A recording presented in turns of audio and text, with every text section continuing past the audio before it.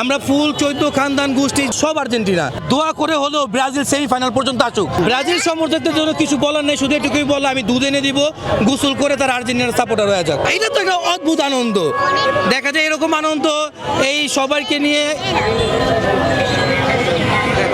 হ্যাঁ সবাইকে নিয়ে আসা, ফ্যামিলি সহ খেলা দেখা।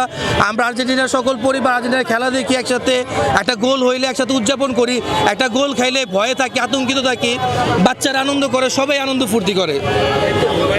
হ্যাঁ ওই নাও ঘুমাইছি। আমরা ফুল 14 খানদান গোষ্ঠী, বাপ দাদা চাচা নানা সব আর্জেন্টিনা, কোনো আমাদের বেশি। এটা আমরা ছোট থেকেই দেখেন, আপনারা যখন জন্ম আমাদের যখন আর কি প্রজন্ম থেকে আসছে, আমরা মেসিকে পাইছি, মেসির খেলা দেখতে দেখতে দেখতে দেখতে দেখতে দেখতে সবার মধ্যে একটা আর্জেন্টিনা। আমরা 14তে রানার্স আপ ছিলাম, 22-এ চ্যাম্পিয়ন, এখনও আবার আমরা চ্যাম্পিয়নের অন্যতম দাবিদার। আচ্ছা, ব্রাজিল সমর্থকদের জন্য কিছু বলার নেই, শুধু এটুকুই বলা আমি দুধ এনে দিব, গোসল করে তার আর্জেন্টিনার সাপোর্টার হয়ে যাক। অবশ্যই আমাদের সব পাওয়া হয়ে গেছে, আমার বাচ্চাও চোখের মধ্যে চ্যাম্পিয়ন দেখে ফেলেছে। এখন বিশ্বকাপে ওরা তো কোপা আমেরিকায় হারছে, গত 7 বছরে তাদের কোনো জয় নাই। ইনশাল্লাহ ইনশাল্লাহ ইনশাল্লাহ আমি চাই যে দোয়া করে হলেও ব্রাজিল সেমিফাইনাল পর্যন্ত আসুক। আমরা তো কনফার্ম সেমিফাইনাল যাচ্ছি, ওদের যেভাবেই হোক এবার সবাই চোখে আঙ্গুল দিয়ে দেখা দিব যে ব্রাজিলকে কিভাবে হারাতে হয়, তাই না আম্মু?